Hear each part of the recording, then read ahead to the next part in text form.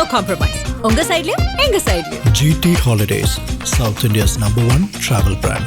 Line squash அசல் பழங்களிலிருந்து தயாரிக்கப்பட்ட ரியல் ஸ்குவாஷ். கூலா ஜோரா. மணப்பெண்ணின் பிரத்யேகமான திருமணம்.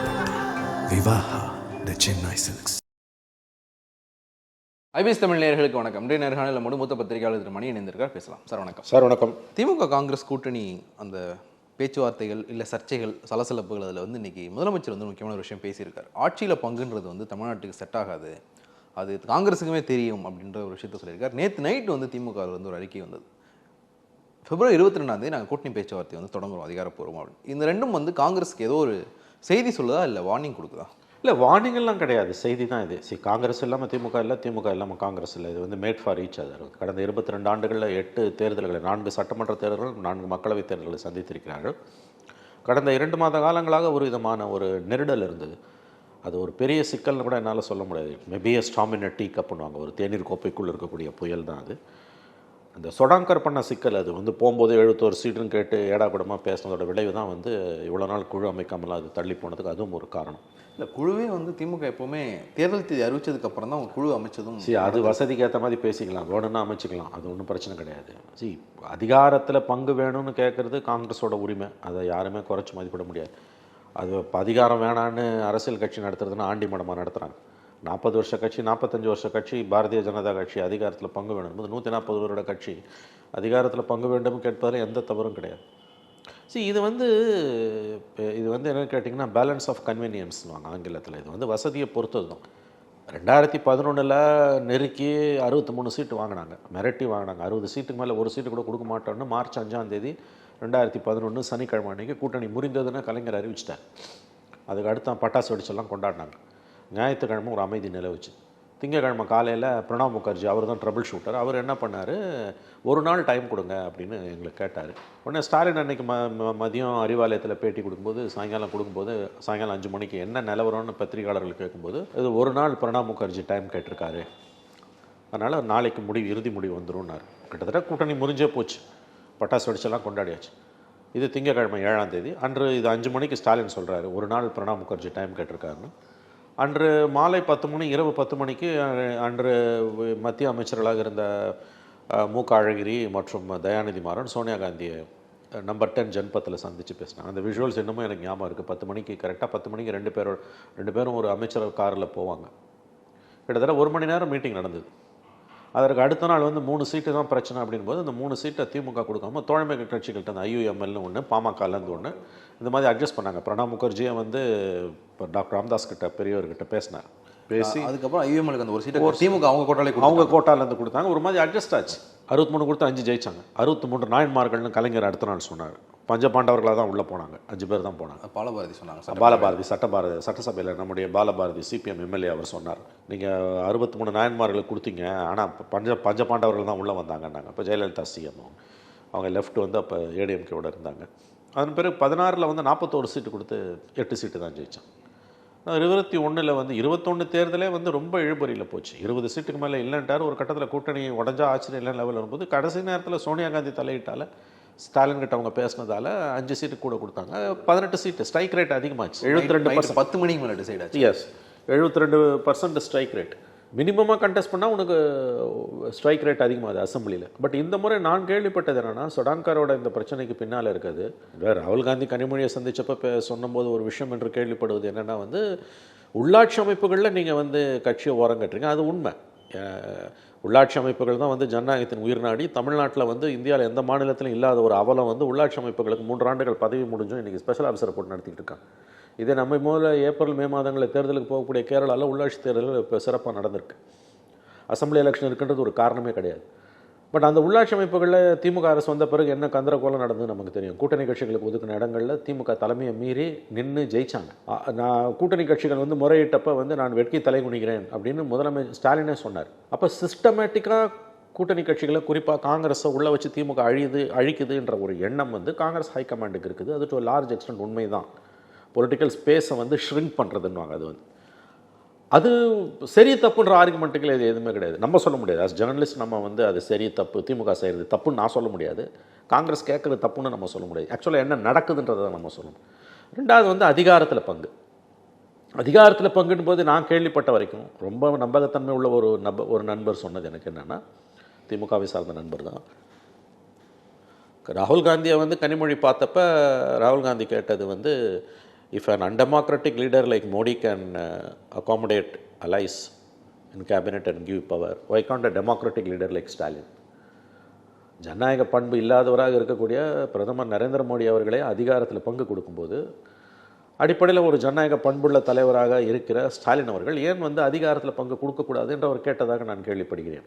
இது எந்த அளவு உண்மைன்னு தெரியாது, பட் இது லாஜிக்கலி இது கரெக்டாக இருக்குது. என்னை பொறுத்த வரைக்கும் இது logically the statement is correct. அவர் கேட்டாலும் கேட்காட்டி, மோடி மாதிரியான ஒரு டிக்டட்டோரியல் ஆட்டிடியூட் உள்ள ஒரு லீடர் வந்து நீங்கள் பார்த்தீங்கன்னா மோடி 1.0 2.0 உங்களுக்கு ஆப்சல்யூட் மெஜாரிட்டி இருந்து, பட் ஸ்டில் அது என்டிஏ கவர்மெண்ட் தான்.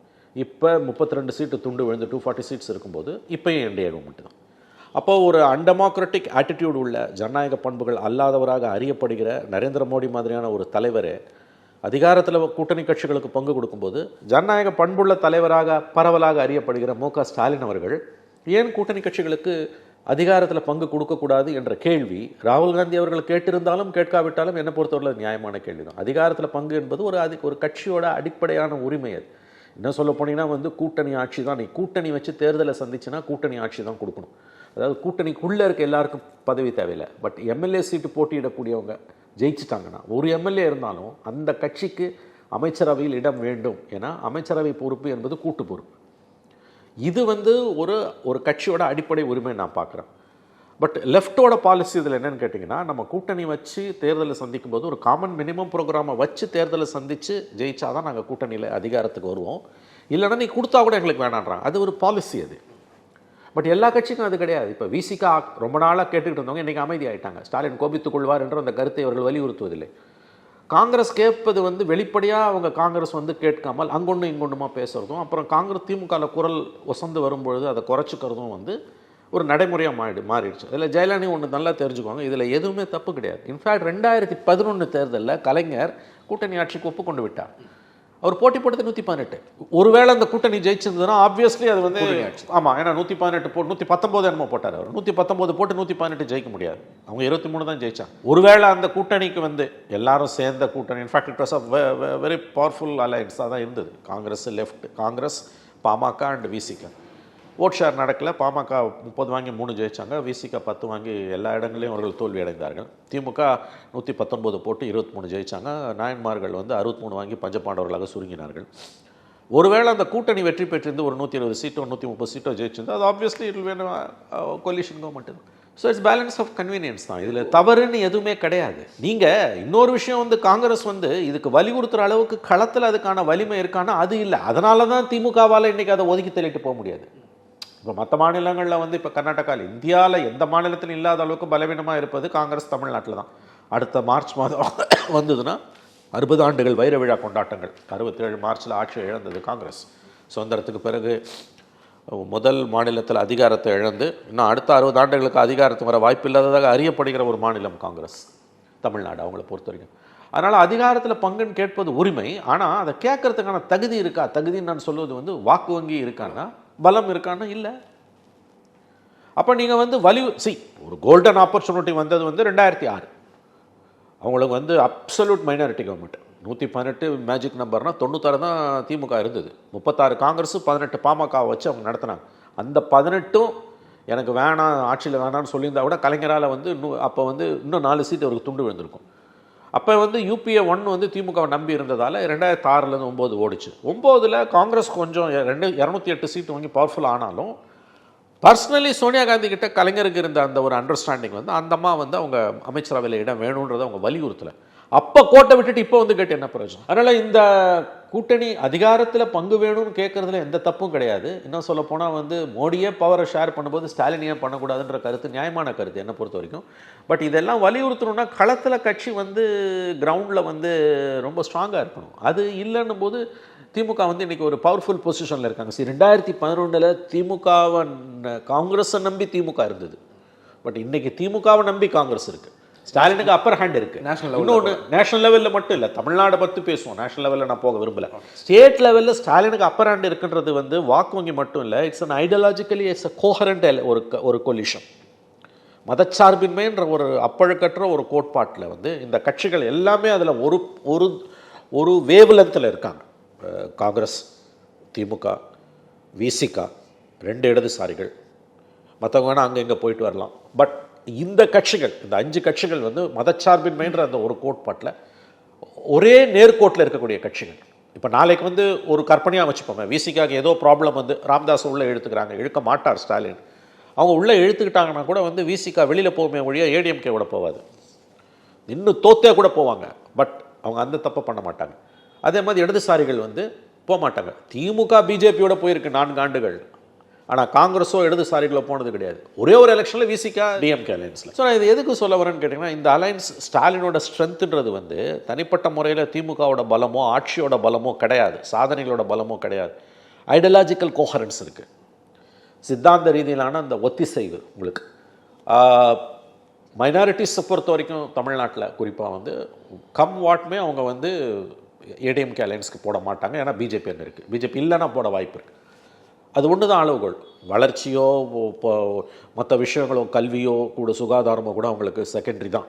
உயிர் பழைக்கணும் முதல்ல. அது நாடு பூரா இன்றைக்கி பிஜேபி கட்ட வைத்து விட்டுருக்கக்கூடிய சிறுபான்மையின மக்களுக்கு எதிரான ஒரு வன்முறையும் சித்தாந்தமும் வந்து நிச்சயமாக வந்து சிறுபான்மையின மக்கள் மத்தியில் ஒரு அச்சத்தை, பேரச்சத்தை ஏற்படுத்தியிருப்பது உண்மை. இன்றைக்கி look at what happening in Assam. ஒரு மாநில முதலமைச்சரை 2 இஸ்லாமியர்களை துப்பாக்கியால் சுடுவது போல் ஒரு வீடியோவை போட்டு, it's one AI generated video. அதுக்கு பிறகு அது எந்த லெவலுக்கு போச்சுன்னா பிஜேபி தேசிய தலைமையே வந்து அந்த வீடியோ வித்ரா பண்ணுன்னு சொல்கிறாங்க. அஸ்ஸாம் இப்போ எலெக்ஷனுக்கு போகும்போது சுப்ரீம் கோர்ட்டில் சிபிஐ சிபிஎம் கேஸ் போட்டிருக்காங்க, ஹேட் ஸ்பீச் சீஃப் மினிஸ்டருக்கு எதிராக. அப்பட்டமாக ஒரு மாநில முதலமைச்சர் கான்ஸ்டியூஷனல் போஸ்டிங்கில் இருக்கவர் சிறுபான்மையின மக்களுக்கு எதிராக இப்படிப்பட்ட ஒரு அணுகுமுறையை மேற்கொள்வது என்பது இது நாடா சுடுகாடான்ற கேள்வியை தான் நமக்கு எழுப்புது. அந்த ஒரு பின்புலத்திலேருந்து தான் இந்த பிரச்சனை நம்ம பார்க்கும்பொழுது சிறுபான்மையின மக்கள் அது 16% 17% இருக்கலாம்னு நினைக்கிறேன் தமிழகத்தில். 15லேருந்து ஒரு 17% இருக்கும் ஹியர் அண்ட். அவங்க டெஃபினட்டாக அதில் ஒரு அரௌண்ட் 90% வந்து திமுக கூட்டணிக்கு தான் வாக்களிப்பார்கள். விரும்பியோ அல்லது திமுக மீதோ கட்சிகள் மீது இருக்க காதலாவோ அல்ல, பிஜேபி வரக்கூடாது. இட்ஸ் அ நெகட்டிவ் ஓட்டு தான். அப்படி தான் நான் இதை பார்க்குறேன். ப்ளஸ் இந்த ஆட்சியில் ஏற்பட்டிருக்கக்கூடிய சில நலத்திட்ட உதவிகள், இவங்களோட கூட்டணி பலம், இதெல்லாம் சேர்த்து 4 முனை போட்டியில் அது திமுகவுக்கு தான் அட்வான்டேஜ் என்பது என்னுடைய உறுதியான கருத்து. நம்பர்ஸ் குறையலாம், but any 4 corner fight. I always remember 1989 திமுக அப்போ வந்து ஆட்சியை பிடிச்சது 13 ஆண்டுகள் பொறுத்து. அப்போ பார்த்தீங்கன்னா ஜானகி அணி, ஜே அணின்னு 2ஆக பிரிஞ்சது. எம்ஜிஆர் மறைவுக்கு பிறகு மூப்பனார் தலைமையில் காங்கிரஸ் தனியாக நின்றது. ராஜீவ்காந்தி பிரதமர், ராஜீவ்காந்தி 13 முறை தமிழகம் வந்தார். பட் உங்களுக்கு வந்து ரொம்ப கிளியராக ஸ்வீப் பண்ணாங்க. அந்த எலெக்ஷன் முடிஞ்ச 1 மாதத்தில் அதிமுக அணிகள் 2 ஒன்றிணைஞ்சப்போ வரங்க மதுரை கிழக்கு மருங்காபுரியில் திமுக படுதோல்வியை சந்தித்தது. ஆகவே நம்பர்ஸ் கேமில் பார்த்தாலும் ஒன்று ஐடியாலஜிக்கல் கோஹரன்ஸ், 2வது கூட்டணி பலம் அப்படின்னு பார்த்தீங்கன்னா any 4 corner fight it's advantage for DMK. அப்படி தான் நான் இதை பார்க்குறேன். இன்றைக்கி முதலமைச்சர் சொல்லியிருக்கிற அந்த கூட்டணி ஆட்சின்றது தமிழ்நாட்டுக்கு செட் ஆகாது அப்படின்றது வந்து மக்கள் ஏற்றுக்க மாட்டாங்கன்ற இடத்துக்கு தான் திமுக நகர்த்துறாங்க. இப்போ நீங்கள் சொன்னீங்க 2011 கலைஞர் வந்து கூட்டணி ஆட்சிக்கு ஒத்துக்கிட்டு இருந்தார் அப்படின்னு. இவங்க ஒரு வெளிப்படையாக இது கூட்டணி ஆட்சி, இப்போ இவங்க ஜெயிச்சாங்கன்னா கூட்டணி ஆட்சி தான் வரும் அப்படின்னு தெரிஞ்சு தேர்தலுக்கு போனது வந்து திமுக 1980 2011. அந்த 2லையுமே வந்து உங்களுக்கு ஒரு மோசமான தோல்வி தான் கிடைக்குது. 2லையுமே 2011 எதிர்க்கட்சி அந்தஸ்து கிடைக்கல. 1980 எதிர்க்கட்சி அந்தஸ்துக்கு வந்து கொஞ்சம் தான் கேப் இருந்தது. ஒரு 2-3 வருஷத்துக்கு பிறகு எதிர்க்கட்சி காங்கிரஸே வந்து எதிர்க்கட்சி ஆயிருந்தாங்க. 83 கலைஞரும் பேராசிரியரும் ராஜினாமா பண்ணதுக்கு பிறகு காங்கிரஸ் எதிர்க்கட்சி ஆயிருந்தது. அந்தளவுக்கு நம்பர் கம்மியாக தான் இருந்தது. இந்த பாஸ்ட் எக்ஸ்பீரியன்ஸ் தான் வந்து திமுக இப்படி யோசிக்க வைக்கிறதா, கூட்டணி ஆட்சி மக்கள் ஏற்றுக்க மாட்டாங்க. இது அதிமுகவுமே சொல்லுவாங்க, கூட்டணி ஆட்சி.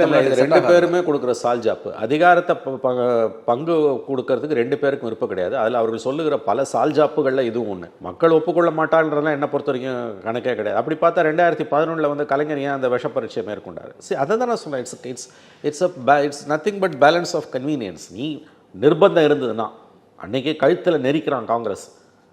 அறிவாலயத்தில் 2வது மாடியில் கலைஞர் டிவியில் சிபிஐ ரெய்டு, முதல் மாடியில் தயாளம்மாள்கிட்ட சிபிஐ விசாரணை, கிரவுண்ட் ஃப்ளோரில் பேச்சுவார்த்தை. இது இந்த விஷுவல் அல்லது இந்த செய்தி துணுக்கு செய்தியாக இருந்ததுனால அன்றைக்கி எந்த அளவுக்கு திமுக வந்து கட்டுண்டு கிடந்ததுன்றது நமக்கு தெரியும். அந்த நிர்பந்தம் இருந்தது. இன்றைக்கி அந்த நிர்பந்தங்கள் இல்லை. அன்றைக்கி நீங்கள் வந்து 119 சீட்டு தான் கண்டஸ்ட்னு ஒத்துக்கும் போது யூ சைன்ட் அ வாரண்ட். ஆங்கிலத்தில் சொன்னால் மேபி யூ ஹவ் சைன்ட் ஒரு டெத் வாரண்ட். எங்களுக்கு கூட்டணி ஆட்சி தான்றதை மறைமுகமாக நீங்கள் எழுதி கொடுத்துட்டீங்க. ஏன்னா நீ கண்டெஸ்ட் பண்ணுறதே 119, 100% ஸ்ட்ரைக் ரேட் எங்கேயுமே கிடையாது. அப்போ நீங்கள் இன்றைக்கி வந்து மக்கள் ஏற்றுக்கொள்ளவில்லை என்பது போத் ஏடிஎம்கே டிஎம்கே 2 பேருமே சொல்கிறது என்ன பொறுத்தவரையில் அது சால்ஜாப். உங்களுக்கு விருப்பம் இல்லை, அவங்களுக்கு இதை ஃபோர்ஸ்ஃபுல்லாக வாங்குற அளவுக்கு தகுதி இல்லை. திமுக விருப்பம் இல்லை. Obviously a political party to secede with பவர்னும் போது அது எங்கே வரும்னா அண்டர் கம்பல்ஷன், வேறு வழியே இல்லை, உங்களோட எக்ஸிஸ்டன்ஸ்க்கே ப்ராப்ளம்னும் போது தான் நீ அதை ஒத்துப்ப. அவ்வளோ சீக்கிரமாக நீ ஒத்துக்க மாட்டேன். கேட்குற கட்சிகளுக்கு இதை நிர்பந்தித்து வாங்குற அளவுக்கு ஒரு தகுதி இருக்கணும். அது இல்லை. அது இல்லைன்னும் போது கை ஓங்குது. இல்லை டெல்லி பாலிடிக்ஸில் நீ அவங்கள நம்பி இருந்த, for example 2006 and 2009 C golden opportunity Jayalalithaa 2006 it's an absolute minority government. 118 magic number, உங்கள் நம்பரே 96. வார்த்தைக்கு வார்த்தை ஜெயலலிதா சொன்ன மைனாரிட்டி கவர்மெண்ட்ன்றது சத்தியம். ஜெயலலிதா சொன்னாலும் சொல்லாட்டியும் அதுதான் உண்மை, அதுதான் சத்தியம். அப்போ அந்த 22 சீட்டு துண்டு விழுந்து அன்னைக்கு காங்கிரஸோட கம்பல்ஷன்ஸ் மட்டும் இல்லை, கலைஞர்ன்ற ஒரு பெரிய ஒரு அரசியல் ஆளுமை, எல்லாருக்கும் ஒரு ஸ்பேஸ் கொடுக்குற தட் இன்க்ளூசிவ்னஸ், அது அதை காப்பாற்றுச்சு. ஏன்னா 2009-11 ப்ரெஷர் அதிகமாக இருந்தது கொடுக்கணும். அவரோட இதில் அதை காப்பாற்ற முடிஞ்சு. பட் அவராலேயே 11 அந்த கம்பல்ஷனை தாங்க முடியல. அதனால தான் அவர் 119 சீட்டுக்கு தன்னை சுருக்கிக்கிட்டார். கடைசியில் அது ஒன்றும் இல்லாமல் போச்சு. ஆகவே இது கேட்கறதுல தப்பு கிடையாது, கொடுக்க மாட்டேன்னு சொல்கிறதும் தப்பு கிடையாது. கேட்குறவங்களுக்கு எப்போ கிடைக்கும்னா, உனக்கு வாக்கு வங்கி இருந்ததுன்னா கிடைக்கும். ஃபார் எக்ஸாம்பிள் இப்போ காங்கிரஸ்க்கு 4% ஓட்ஸ் இருக்குது, அரௌண்ட் 4%. இப்போ இது அரௌண்ட் 10% ஓட் பேங்க் தமிழ்நாட்டில் காங்கிரஸ்க்கு இருக்குன்னு வச்சுக்கோங்களேன். DMK will obviously fall for it. ஏன்னா உடைக்கிற ஓட்டால் அவன் சைபரானாலும் உங்களால் 70-80 சீட்டுக்கு மேலே தாங்க முடியாது. அப்போ இது நேரடியாக இந்த கோரிக்கையை வைப்பதும் அதை நிராகரிப்பதும் என்ற கோணத்தில் பேசும் பொழுது இதை பற்றிய புரிதல் நமக்கு வராது. உண்மையான பலம் காங்கிரஸுக்கு என்னன்றதை வச்சு பார்க்கும்போது ஆசை இருக்க ஒழிய, பட் அதுக்கான தகுதி இல்லை, பொலிட்டிக்கலாக அதுக்கு அருகதை இல்லை, அதிர்ஷ்டம் இல்லை, எப்படி வேணால் வச்சுக்கலாம். நீங்கள் வெறும் ஆசைப்பட்டால் பத்தாது. எந்த ஒரு துறை, எந்த ஒரு சாதனைக்கும், எந்த ஒரு அச்சீவ்மெண்ட்டுக்கும் தனிநபர்களோ ஸ்தாபனங்களோ ஆசைப்படுற அளவுக்கு தன் தகுதியும் இருக்கணும்ல. தகுதி இல்லாத ஆசை அது நிறைவேறாது, நிறைவேறினாலும் அது நிலைக்காது. அப்படி தான் ஆகிப்போச்சு இன்னைக்கு. இப்போது இது நாள் வரைக்கும் திமுக காங்கிரஸுக்கு இடையிலான அந்த வார்த்தை மோதல்கள் ஒரு செகண்ட் லெவல், தேர்ட் லெவல்லே இருந்தது. ஆனால் இன்னைக்கு முதலமைச்சர் பேசினதுக்கு மாணிக்கம் தாகூரும் பிரவீன் சக்கரவர்த்தியும் பதில் சொல்லியிருக்காங்க. என்ன சொல்லியிருக்காங்க? நாங்கள் 2006 இந்த வாய்ப்பு தவற விட்டுட்டோம், அதை மக்கள் முடிவு பண்ணிட்டோம், கூட்டணி ஆட்சியா தனி ஆட்சியான்னு மாணிக்கம் தாகூர் சொல்கிறாரு. ஒரு யூனிக்னஸை யூஸ் பண்ணி தமிழ்நாடு அதை ஒத்துக்க மாட்டாங்கன்னு சொல்லி நீங்கள் ஒளிஞ்சிக்கிறீங்கன்னு சொல்லிட்டு பிரவீன் சக்கரவர்த்தி சொல்லியிருக்காரு. இது கூட்டணிக்கு போகிறதுக்கான எந்த அறிகுறியிலுமே தெரியல, உடைக்கிறதுக்கான டோன் தான் எல்லாமே இருக்குது. இல்லைங்க, நான் டு பி ஃப்ராங்க், நீங்கள் பிரவீன் சக்கரவர்த்தியோட ட்வீட்டும் மாணிக்கம் தாகூரோட ட்வீட்டையும் நான் எப்படி பார்க்குறேன்னா, பிரவீன் சக்கரவர்த்தி பைட் கொடுத்துருக்காரு. மாணிக்கம் தாகூர் ட்வீட் போட்டிருக்காரு. ரெண்டு பேருமே ரியாக்ட் பண்ணியிருக்காங்க. பேட்டி மட்டும் இல்லை, களமும் சூடு பிடிக்குது. ஏன்னா ஸ்டாலின் அவர்களுடைய அந்த ஸ்டேட்மெண்ட்டுன்றது கடந்த 2 மாதங்களாக இருந்து கொண்டிருக்கக்கூடிய அந்த விவாதத்திற்கு ஒரு முற்றுப்புள்ளி வைத்திருக்கிறது. முதலமைச்சர் இவ்வளவு நாள், முதலமைச்சர் மட்டுமல்ல திமுக தலைவர் இவ்வளவு நாள் மௌனம் காத்தார். இப்போ ஸ்டெடியாக தெளிவாக சொல்லிட்டார். அவர் பவர் ஷேர் கிடையாது, பட் அலையன்ஸ் கண்டினியூ ஆகும்ட்டார். இது கனிமொழி அவர்கள் ராகுல் காந்தியை சந்தித்த பிறகு நிலவிய ஒரு கிட்டத்தட்ட 2 வார மௌனத்துக்கு அமைதி. அதன் பிறகு காங்கிரஸ் லோக்கல் லீடர்ஸோட ராகுல் காந்தியோட சந்திப்பு, அது 2த்துக்கும் பிறகு அப்புறம் நாங்கள் குழு அமைக்காது, எங்களுக்கு வருத்தம் கொடுக்குறதுன்னு சொன்ன பிறகு நாங்கள் February 22 குழு அமைக்கிறோம் அப்படின்னு சொன்னது. இன்றைக்கி இந்தியா டுடே கான்க்ளேவில் ஸ்டாலினுடைய ஸ்பீச்சுன்றது அவர் இதுக்கு மேலே இந்த பிரச்சனையை ரியாக்ட் பண்ணாமல் நாம் இருந்தோம்னா இது வளரும்ன்ட்டு அவர் சொன்னார். நான் நினச்சது என்னென்னா, இது முற்றுப்புள்ளி என்று நினைத்தேன். காங்கிரஸ் அடங்கிடும் அப்படின்னு. சரி, அடங்கிறதுக்கும் அடங்காமல் இருக்கிறதுக்கும் அது அப்படி ஒன்றும் தப்பான வார்த்தையாக நான் சொல்லலை. காங்கிரஸ் அடங்காப்பிடாரின்னு நான் சொல்லலை. அடங்காப்பிடாரியாக இருந்தாலும் தப்பு இல்லை, பவர் கேட்கறது அவங்க உரிமை. பிரச்சனை சார்ட் அவுட் ஆகிடும். There is a full stop. Stalin பேசின பிறகு அது ஃபுல் ஸ்டாப் நான் நினச்சேன். பட் கம்மாவாயிருக்குது. சரியாக சொன்னீங்க. அதில் ஐடென்டிக்கலாக 2 பேரும் ரியாக்ட் பண்ணியிருக்கிறதுன்றது நான் எப்படி இதை டே 1லேருந்து பார்க்குறேன். அது இன்றைய லேட்டஸ்ட் டெவலப்மெண்ட். பிரவீன் சக்கரவர்த்தியோட பைட் அண்டு மாணிக்கம் தாக்கூரோட ட்வீட் ரெண்டுமே ராகுல் காந்தியோட பரிபூர்ண ஆசீர்வாதத்தோடு தான் இது நடக்குது. அப்படி பார்க்கும் பொழுது கூட்டணி பற்றிய ஒரு நிச்சயமற்ற தன்மையை இது மேலும் வலுப்படுத்துகிறது. இது 2 கட்சிகளுக்கும் நல்லதில்லை. ஐ தாட் ஆரம்பத்தில் ஜெயலலிதா இந்த பிரச்சனை வரும்போது என்னுடைய சில பேட்டிகளில் நான் தொடர்ந்து சொல்லியிருக்கேன், நீங்கள் பார்த்தீங்களான்னு தெரியல, கூட்டணி தொடரும். அதிகபட்சம் இந்த சிக்கல் என்பது எ storm in a tea cup, ஒரு தேநீர் கோப்பைக்குள் இருக்கக்கூடிய புயல், அப்படி தான் நான் இதை பார்த்தேன். பட் கடந்த 1 வாரமாக இருக்கக்கூடிய சம்பவங்கள், குறிப்பாக இன்றைக்கு மு.க. ஸ்டாலின் அவர்களுடைய ரத்ன சுருக்கமாக அவர் அதிகாரத்தில் பங்கு இல்லைன்னு மெசேஜை காங்கிரஸ் ஹைகமாண்டு கன்வே பண்ணிட்டார். அது மாதிரி பெரிய தலைவர்கள் ஒரு அக்கேஷனை சூஸ் பண்ணுவாங்க. பிக் மீடியா ஈவெண்ட் எதுலையாது அல்லது பிக் மீடியாவுக்கு பேசும்போது, இப்போ இந்தியா டுடேன்றது ஆல் இண்டியா லெவலில் நம்பர் 1 மீடியா ஹவுஸ். அங்கே ஸ்டாலின் ஒரு பாயிண்ட் சொல்கிறாருன்னா அது நாடு பூரா ப்ளஸ் போய் சேர வேண்டியவங்களுக்கு, குறிப்பாக காங்கிரஸ் ஹைகமாண்டுக்கு போயிடும். அது வந்து சும்மா உங்களுக்கு வந்து அறிவாலயம் வாசலில் பைட்டு கொடுத்துட்டு போகிறது கிடையாது. இது இந்தியா டுடே கான்க்ளேவில் முதலமைச்சர் திமுக தலைவர் பேசுகிறாருன்னா அது அங்கே போவோம். அதுக்கு பிறகு அவங்க இமீடியட்டாக ரியாக்ட் பண்ணியிருக்காங்கன்னு போது காங்கிரஸ் ஹைகமாண்ட் வந்து அதில் உறுதியாக இருக்குது. Now it seems a logjam, ஒரு முட்டுக்கட்டை வந்திருக்குது. அதாவது இப்போ நம்பர்ஸ் கூட அவங்களுக்கு பிரச்சனையா அல்லது அஸ் அ கான்செப்ட் பவர் வேணுன்றது பிரச்சனையான்ற சந்தேகம் வருது. இல்லை, இப்போ எனக்கு கிடைச்ச தகவல் என்ன அப்படின்னா 41 சீட், அதாவது 39 எம்பி சீட்டுக்கு ஒரு சீட்டு கன்னியாகுமரியில் மட்டும் அங்கே ரொம்ப ஸ்ட்ராங்காக இருக்கும். ஸோ அங்கே மட்டும் எங்களுக்கு 3 வேணும் அப்படின்னு சொல்லிட்டு 41 சீட் வந்து காங்கிரஸ் டிமாண்ட் பண்ணுறதாகவும், அது கிடைக்கலனா வெளியில் போகலாம் அப்படிங்கிற ஒரு ஐடியா தான் ஹைகமாண்டுக்கு இருக்குன்னு சொல்கிறாங்க. இந்த வெளியில் போகிறதுன்றது வந்து அப்சல்யூட் சூசைட், ஹராக்கரி. ஏன்னா தமிழ்நாடை நம்பி மட்டும் காங்கிரஸ் இல்லை, ஒன் ஸ்டேட் பார்ட்டி கிடையாது. டிஎம்கே வந்து தமிழ்நாடு சென்ட்ரிக் பார்ட்டி, வேற எங்கேயும் அவங்களுக்கு ஸ்டேக்ஸ் கிடையாது. Congress is all India party. 99 MPs இருக்காங்கன்றது மட்டுமல்ல, காஷ்மீர்லேருந்து கன்னியாகுமரி வரைக்கும் பிரதிநிதித்துவம் உள்ள ஒரு கட்சி. அது தோல்வி அடைந்த காலகட்டங்களில் கூட ஸ்ட்ரக்சர் இருக்குது. 18-19% ஓட்டு 2014 அண்ட் 19 கூட they scored around 19% votes, which is 1/5. So true சென்ஸில் இட்ஸ் அ நேஷனலிஸ்ட் பார்ட்டி. இந்தியாவை இவ்வளவு ஆண்டுகள் ஆண்ட கட்சி, 60 ஆண்டுகள் ஆண்ட கட்சி, 140 ஆண்டுகால கட்சி. அவங்க வந்து இன்னைக்கு நாடு இருக்க நிலைமையில் நான் பார்லிமெண்ட்டுக்கு உள்ளேயும் வெளியிலையும் காங்கிரஸோட தோளோட தோள் நிற்கிறது திமுகவோட 32 எம்பிஸ். திரிணாமுல் காங்கிரஸ் வந்து ஆன் இஷ்யூஸ் தான் வராங்களே இல்லை, மற்றபடி அவங்க வெளியில் போயிடுறாங்க. ஃபார் எக்ஸாம்பிள், ஸ்பீக்கருக்கு எதிராக போட்ட நோ கான்ஃபிடன்ஸ் மோஷனில் கூட டிஎம்சி உள்ளே வரல. Congress MPs, DMK MPs, Samajwadi party MPs தான் இருக்காங்க. ஸோ இந்தியா பிளாக்கில் இருக்க கட்சிகளுக்குள்ளேயே பல கட்சிகளுக்கு காங்கிரஸோட எல்லா நடவடிக்கைகள்லையும் உடன்பாடு கிடையாது. Versus DMK almost all issues அவங்க கூட தான் நிற்கிறாங்க, திமுகவோட தான் நிற்கிறாங்க. அப்படி இருக்கும்போது காங்கிரஸை விட்டு திமுக விட்டு காங்கிரஸ் போகிறதுன்றது வந்து இந்த 32 எம்பிஸு இன்றைக்கி நாடு இருக்க சுச்சுவேஷனில் 29 எலெக்ஷன் இருக்குது. நீங்கள் திமுகவை விட்டுட்டு ஓகே ஃபைன், நீங்கள் டிஎம்கே விட்டுட்டு தாவேக்காவோட போகிறீங்க, ஜெயிக்கிறீங்க தோக்குறீங்க, எப்படி வேணால் இருக்கட்டும், ஆட்சி மாற்றம் வருது வராமல் போகுது, அஸ்யூமிங் தட் ஆட்சி மாற்றமே வருதுன்னு கூட வச்சுப்போம். What about 29? அப்போ நீங்கள் டிஎம்கே கிட்ட திரும்ப வர முடியாது, முடிஞ்சு போச்சு. இன்னொரு முக்கியமான விஷயம் திரும்ப நான் சொல்ல, இட்ஸ் ஐடியாலஜிக்கலி கோஹரண்ட் அலையன்ஸ். மற்ற கட்சிகள் வந்து balance of marriage of convenience.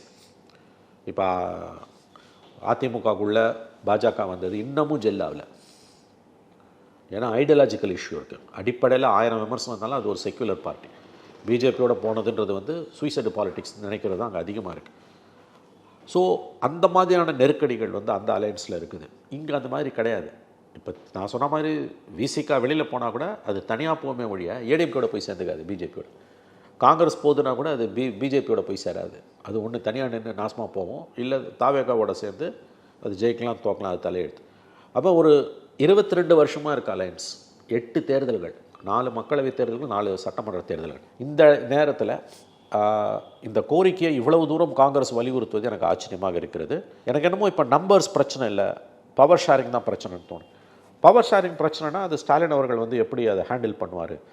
நான் காங்கிரஸ் திமுக விட்டு போகாமல் இருக்கிறதுக்கான காரணங்களை அடுக்கினேன், வெரி ஹெவி ரீசன்ஸ். அது திமுகவும் காங்கிரஸ் விட்டு போகாமல் இருக்கிறதுக்கு வலுவான காரணங்கள் இருக்குது. நீங்கள் என்ன தான் 4%ன்னு நீங்கள் அதை நக்கல் பண்ணிங்கனாலும், ஏகடையம் செஞ்சீங்கனாலும், கிண்டல் பண்ணிங்கனாலும், சிறுமப்படுத்தினாலும், எப்படி 1+1 காங்கிரஸ் ப்ளஸ் திமுக. ஆமாம், மைனாரிட்டிஸ் ஓட்ஸ் திமுக கூட்டணிக்கு வருவதற்கான நம்பகத்தன்மை வந்து காங்கிரஸ் தான் ஏற்படுத்தி கொடுக்குது. 4%ன்றது பெரிய விஷயம். நீங்கள் வந்து 500 ஓட்டு 1000 ஓட்டில் தோக்கலாம், ஜெயிக்கலாம். உங்களுக்கு tough fight is going to be there. So காங்கிரஸை கழட்டி விடுறதுன்ற முடிவு திமுகவுக்கு வந்து ரொம்ப ரொம்ப கடினமான முடிவு. திமுக அந்த முடிவு எடுத்த மாதிரி தெரியல, எடுக்க மாட்டாங்கன்றேன். இண்டிவிஜுவல்ஸ் பேசுகிறத விடுங்க, அது வேறு. இப்போ தளபதி பேசினார், ராஜகண்ணப்ப பேசும், அங்கங்கே ஆளாளுக்கு பேசுவாங்க, அது அல்ல. ஹைகமாண்டு கனிமொழியோ ஸ்டாலினோ உதயநிதியோ கண்டிப்பாக பேச மாட்டாங்க. ஏன்னா ஆங்கிலத்தில் சொல்கிறதுனா ஸ்டேக்ஸ் ஆர் வெரி ஹை, பாத்தியதை ரொம்ப அதிகம். இந்த 5 வருஷம் கவர்மெண்ட் முடிய போகுது, பர்செப்ஷன் வைஸ் வந்து திமுக மறுபடியும் ஆட்சிக்கு வரப்போகுதுன்றது வந்து பரவலாக விஷயம் அறிஞ்சவங்க எல்லாருக்கிட்டையும், அதாவது வந்து பொலிட்டிக்கல் அப்சர்வர்ஸ், ஜேர்னலிஸ்ட், திமுகவை பிடிக்காத பத்திரிகையாளர்கிட்ட கூட வந்து திமுக தான் திரும்ப ஆட்சிக்கு வரப்போகுதுன்றது வந்து ஒரு ஒரு புரிதலாகவே இருக்குது இன்றைக்கி. ஆஃப் த ரெக்கார்டாக பேசும்போது ஏடிஎம்கே என்ன சொல்லுவாங்க? ஏடிஎம்கே எடுத்திங்கன்னா பர்சனலி நான் ஏடிஎம்கே கிட்ட பேசிய நண்பர்களில் ஒருத்தர் கூட, அதில் எக்ஸ் மினிஸ்டர்ஸ், சிட்டிங் எம்எல்ஏஸ் அடக்கம், ஒருத்தர் கூட ஏடிஎம்கே ஆட்சிக்கு வரும்ன்ற நம்பிக்கையை வெளிப்படுத்தலை. ரொம்ப பெக்யூலரான ஒரு சுச்சுவேஷன். 21 கூட நாங்கள் ஸ்கிராப் த்ரூ பண்ணிவிடுவோம், ஜெயிச்சிடுவோம் நாங்கள். ஆனால் இப்போ இல்லை சார், வாய்ப்பு குறைவு, ஆல்மோஸ்ட் நில்லுன்றாங்க. அப்போ இந்த பர்செப்ஷன் வாரில் ஸ்டாலின் வந்து முன்னால் இருக்கார். காங்கிரஸை கைட்டினார்னா that'll everything will go for ஹே வயர்னுவாங்க, தலைகீழ போயிடும்ல. முதல்ல நீ பர்செப்ஷனில் தோற்றுருவார். அதாவது a good general will always win a perception war, then only the actual வார்னுவாங்க. பாலிட்டிக்ஸில் வந்து அதே மாதிரி நீ பர்செப்ஷனில் வந்து முதல்ல ஜெயிக்கணும். இன்றைக்கி திமுக ரேஸில் 4 பேர் ஓடுறாங்க, திமுக தான் முன்னால் ஓடிக்கிட்டு இருக்குது. எப்படியாவது அவங்க ஆட்சியை தக்க வச்சுப்பாங்கன்றது தான் விவரம் அறிந்தவர்களாக இருக்குது, இன்க்ளூடிங் ஏடிஎம்கே. ஏடிஎம்கேல இருக்க விஷயம் அறிந்தவங்க கிட்ட, ஒரு வட்ட செயலாளர்கிட்ட பேசும்போது கூட கஷ்டம் தலைவரேன்றாங்க, கஷ்டம் பிரதர், வரது கஷ்டம் அப்படி தான் சொல்கிறாங்க. அப்போ அந்த பர்செப்ஷனை ஸ்டாலின் இழக்க விரும்புவாரா? நான் சொல்கிறது இது திமுகவுக்கு மட்டும், காங்கிரஸுக்கு மட்டும் நெருக்கடின்னு தவறாக புரிஞ்சுக்கிறாங்க. Actually it is a more disturbing thing or a challenge. It's becoming a big challenge for DMK. இந்த பிரச்சனைகள்லாம் முடிஞ்சு நீங்கள் சொல்கிற மாதிரி வந்து 40 சீட்டு கேட்குறாங்க, 30 இல்லை 35 வந்து செட்டில் ஆகுறாங்கன்னு வச்சுக்கோங்களேன். திமுக காங்கிரஸ் கூட்டணி செட்டில் ஆகிடுது. ஃபீல்டில் இந்த கூட்டணி எப்படி இருக்கும்? இல்லைங்க, அது ஒன்ஸ் அலையன்ஸ் செட்டில் ஆகிடுச்சுன்னா வந்து ஜெல் ஆகிடுங்க. அந்த எலெக்ஷன் ஃபீவர் ஸ்டார்ட் ஆகிடுச்சுன்னா அது இது மற்றதெல்லாம் கீழே போயிடும். Sir the biggest advantage is ideological coherence. மற்றதெல்லாம் எங்களுக்கு செகண்டரிங்க, பிஜேபி வரக்கூடாதுங்க. நீங்கள் பல பேர் திமுக ஓட்டு போடணும்னு சொல்லக்கூடிய பல பேர் சாதனைகளுக்காக ஓட்டு போடணும்லாம் சொல்லலை, நான் ஓப்பனாக சொல்கிறேன். இன்ஃபேக்ட் நிறைய ப்ராப்ளம்ஸ் இருக்குது. Law and order is a serious issue, corruption ஒரு சீரியஸ் இஷ்யூ. இதெல்லாம் வந்து திமுகவுக்கு எதிரான அடுக்கடுக்கான குற்றச்சாட்டுகள், ஒதுக்கி தள்ள முடியாத குற்றச்சாட்டுகள். மாநிலம் முழுவதும் கடந்த 1.5-2 மாதங்களாக நடக்கக்கூடிய போராட்டங்களை நீங்கள் பார்த்தீங்கனாலே சமூகத்தின் பல தரப்பினர் இன்றைக்கி கொந்தளித்து போயிருக்கிறார்கள் என்பது தெரியும். பட் ஸ்டில் டிஎம்கேக்கு ஏன் அட்வான்டேஜ் நான் சொல்கிறேன்னா, it's because of the BJP factor. So கிரவுண்டில் வந்து இந்த இஷ்யூஸ் எல்லாம் சார்ட் அவுட் ஆகி அவங்க ஒன்றா போகிறாங்க எலெக்ஷனுக்குன்னு போது இதெல்லாம் பின்னால் போயிடும். They can win R scrap through. இப்போ எனக்கு மணிக்கம் தாக்கூர் அண்டு பிரவீன் சக்கரவர்த்தியோட ரியாக்ஷனுக்கு பிறகு ஜெயலலினி எனக்கு என்ன தோணுதுன்னா, it's not going to be numbers ஜெயலலினி, it's going to be issue, rather principle of sharing power. நீ எனக்கு 25 சீட்டு கூட கொடு, பட் எனக்கு பவர் ஷேர் இருக்கும். 25 சீட்டு கூட ஓகே, ஆனால் எனக்கு அதிகாரத்தில் பங்கு வேணும்னு ஒரு ஸ்டாண்டை காங்கிரஸ் எடுக்குதுன்னு வச்சுக்கோங்க. ஸ்டாலின் எப்படி கன்வின்ஸ் பண்ணுவார்? அங்கே ஒரு சிக்கல் வருது. அப்போ எடுத்தேன் கவுத்தான்னு எனக்கு காங்கிரஸ் வேணான்னு தூக்கி போட்டுட்டு போகிற ஒரு நிலைமையில் திமுக இல்லை. ஏன்னு கேட்டிங்கன்னா, திமுகவுக்கு தான் இழக்கிறதுக்கு எல்லாமே இருக்குது, காங்கிரஸுக்கு என்ன இருக்குது? இது அடுத்த வருஷம் வந்தால் வைர விழா கொண்டாட போகிறாங்க அதிகாரத்தை இழந்து, இல்லையா? 18 எம்பிஸ் ஒன்றும் பெருசாக சாதிச்சில்லை. இன்னொரு தடவை சைபராக போனாலும் ஒன்றும் பிரச்சனை இல்லை, 2-3 பேர் ஜெயிப்பான் தனியாக, ஒன்றும் பெரிய வித்தியாசம் கிடையாது இந்த 18க்கும் 2க்கும் 3க்கும். Of course 29 is a problem. But if DMK loses பவர்னா what is DMK's future? Stakes are very high for Stalin. இப்போ பிரச்சனை நம்பர்ஸா பவர் ஷேரிங். இப்போ நீங்கள் காங்கிரஸ் பற்றி பேசும்போது ஒன்று சொன்னீங்க, நீங்கள் அதை கேட்கலாம், ஆட்சியில் பங்கு அப்படிங்கிறது வந்து கேட்கலாம், அந்த ஆசை உங்களுக்கு இருக்கலாம், ஆனால் அதிர்ஷ்டம் இருக்கணும், இல்லை வந்து அதுக்கான அதிர்ஷ்டம் இல்லைங்க, தகுதி இருக்கணும். அது ஒரு பழமொழி வச்சு சொன்னால் அது உங்களுக்கு தகுதி இருக்கணும் அப்படின்னு சொன்னீங்க. இப்போ தகுதின்னு சொல்லும்போது வந்து அது ஓட் பேங்க் ஸ்ட்ரக்சர். காங்கிரஸ் திமுக விட்டுட்டு போகிறோம் அப்படின்னு சொல்லி அவங்க காட்டுறதும் தாவேக்காவுக்குமே காங்கிரஸ் கூட கூட்டணி வைக்கணும் அப்படிங்கிற ஒரு ஆசை இருக்குது. ஆனால் அவங்களுக்கு அந்த தகுதி இருக்கா? இல்லை இதெல்லாம் தகுதின்றது நீங்கள் சொல்கிற அந்த பவர் சி விஜய் எனக்கு தெரிஞ்சு டெஃபினெட்லி 100% என்னால் சொல்ல முடியும், கமெண்ட்ஸ் ஓவர் 20% ஓட்ஸ். அது கீழே போகாது, நான் அப்படி தான் நினைக்கிறேன். நான் இப்போ அதை காமிச்சு தான் இவங்க இங்கே பேசுகிறாங்க, காங்கிரஸ் அதை காமிச்சு தான் இங்கே பேசுகிறாங்க. இன்னொரு பயம் காங்கிரஸுக்கு வந்து 26ல் டிஎம்கே பவருக்கு வந்துருச்சுன்னா அதுக்கு பிறகு இந்த ரன் அப் டு த 29 மோடியோட அவங்க தே மே கோ இன் ஃபார் சம் காம்ப்ரமைஸ், நம்மளை ஜெட்டிசன் பண்ணிவிடுவாங்க. 29ல் 19-24 வந்த சீட்ஸ் எல்லாம் நமக்கு இருக்காதுன்ற ஒரு பர்செப்ஷன் அவங்களுக்கு இருக்குது. பட் தோஸ் ஆர் ஆல் எனக்கு தெரிஞ்சு வந்து செகண்ட் லீஃப் தான். அது ஃபர்ஸ்ட் ப்ரியாரிட்டி வந்து I think Rahul Gandhi is,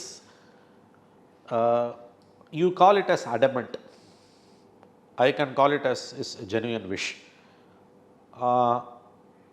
Numbers முக்கியம் இல்லை, even if it is 25, which is the present one, but power share, அதில் நாங்கள் உறுதியாக இருக்கோம்னு அவங்க சொல்கிறாங்க. அப்படி ஒரு பிரின்சிபிள்டு ஸ்டாண்டை ஒரு பொலிட்டிக்கல் பார்ட்டி எடுக்குதுன்னா அந்த பால் இஸ் இன் டிஎம்கே ஸ்கோட். ஸ்டாலின் என்ன முடிவு எடுப்பார்? நான் உங்களை கேட்குறேன். இல்லை, அவர் முடிவு நீங்கள் சொல்லிட்டார். இல்லை கமான், இப்போ பாலிடிக்ஸ்லையும் அப்படி பார்த்தா எப்படி பார்க்கலாம், லவ்லையும் பாலிடிக்ஸ்லையும் இல்லைன்னா இருக்குன்னு அர்த்தம், இருக்குன்னா இல்லைன்னு அர்த்தம்.